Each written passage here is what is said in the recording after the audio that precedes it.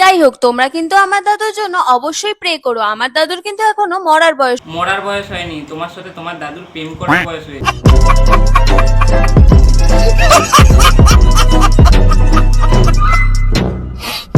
ভিডিওটা শুধুমাত্র এন্টারটেনমেন্টের জন্য বানানো। ভিডিওটা দেখবেন, মজা নেবেন আর ভুলে যাবেন, গায়ে মাখবেন না। কি বাঙালি ভালো তো। ওয়েলকাম টু মাই চ্যানেল বিচ্যুতির ছেলে। তো গাইস, তোমরা সাধারণত কি কি ব্লগ দেখেছো? শ্রাদ্ধ বাড়ি ব্লগ দেখেছো, বিয়ে বাড়ি ব্লগ দেখেছো, ফুড ব্লগও দেখেছো। তো এরপর আমরা দেখবো দাদু হসপিটালে ভর্তির ব্লগ। দাদু হসপিটালে মৃত্যুর সাথে লড়াই করছে। তো চলো বেশি না বকে ভিডিওটা শুরু করা যায়। দাদু হসপিটালে মৃত্যুর সাথে লড়াই করছে, তাই ভাবলাম একবার শেষবারের মতো দেখে। এই জন্য জাস্ট হালকা করে 2.5 ইঞ্চি মেকআপ করে দাদুকে হসপিটালে দেখতে যাবে। কচি নাতনিকে দেখে যদি দাদুর আবার বাঁচার আশাটা ফিরে আসে। আর মেকআপ ছাড়া দাদুর সামনে গেলে দাদু উপরে চলে যায়। আসলে বেশ কিছুদিন ধরে দাদু অসুস্থ থাকায় দাদুকে হসপিটালে ভর্তি করতে হয়েছিল। আর আজকে হঠাৎ করে খবর এসেছে দাদুর অবস্থা নাকি খুবই খারাপ। এর আগে কিন্তু দাদু অনেকবারই হসপিটালে ভর্তি। তো আজকে দাদু কচি নাতনিকে দেখে এত সুস্থ হয়ে যাবে যে দাদুকে আর কোনোদিন হসপিটালে যেতে হবে। কারণ নাতনি এবার কিছুদিন পর শ্রাদ্ধ বাড়ি ব্লগটা বানাবে। তাই প্রথম দিকে মনে হচ্ছিল যাবো না, পরে মনে হলো যাই গিয়ে একবার দেখে। তুমি দাদুকে দেখবে না দাদু তোমাকে দেখবে না, তুমি ভিডিও করছো আমরা তোমাকে দেখবো, কে কাকে দেখবে। তবে একটা মজার বিষয় কি জানো তো, এই দাদুই কিন্তু ছোটবেলায় আমাকে বিয়ে করতে তো। আর এই সুযোগেরই সদ্ব্যবহার করে আমি রোজ বিকেলে দাদুর কাছ থেকে 1 টাকা নিয়ে পেপসি খেতে। কোন পেপসিওয়ালার কাছ থেকে পেপসি খেতে একটু বলবে, তাহলে সেই পেপসিওয়ালার কাছ থেকে তোমাদের প্রেম কাহিনীটা একটু শুনতাম।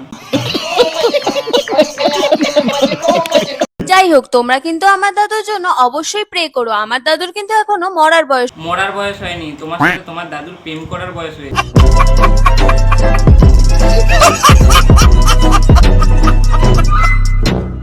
যাই হোক, এখন কিন্তু হসপিটালে যাওয়ার জন্য আমার লুকটা রেডি হয়ে গেছে। নাও এবার তোমরাই কমেন্টে জানাও আমাকে কেমন লাগে। মানুষজন এবার এইসব দেখে কেমন কমেন্ট করতে পারে তোমরাই ভাবো। এবার যদি তোমরা ভাবতে না পারো তাহলে এই যে দেখো কিছু অশিক্ষিত ছোটলোক মেন্টালিটির মানুষরা কমেন্ট। কারা কমেন্ট করেছে।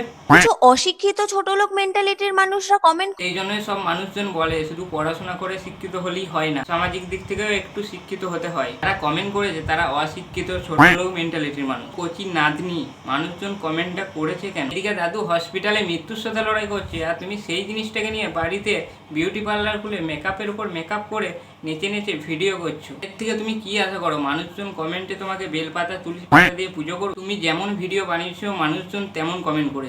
ঠিক বলেছ। দাদু হসপিটালে ভর্তির সঙ্গে আমার মেকআপের কি সম্পর্ক, আমি তো সেটাই বুঝতে পারছি। কেন কোনোদিন স্কুলে যাও নাকি যে এই সিম্পল জিনিসটা বুঝতে পারছো না?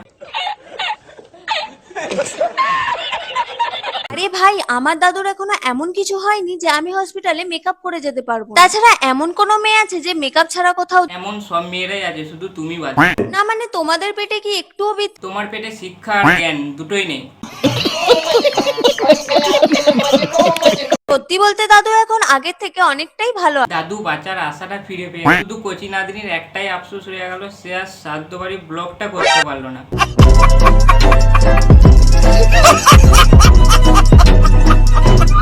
তো গাইস, আজকের ভিডিওটা এতটাই। ভিডিওটা তোমাদের কেমন লাগলো সেটা নিচে কমেন্টে জানিও। ভিডিওটা ভালো লাগলে ভিডিওটাতে একটা লাইক করে দিও।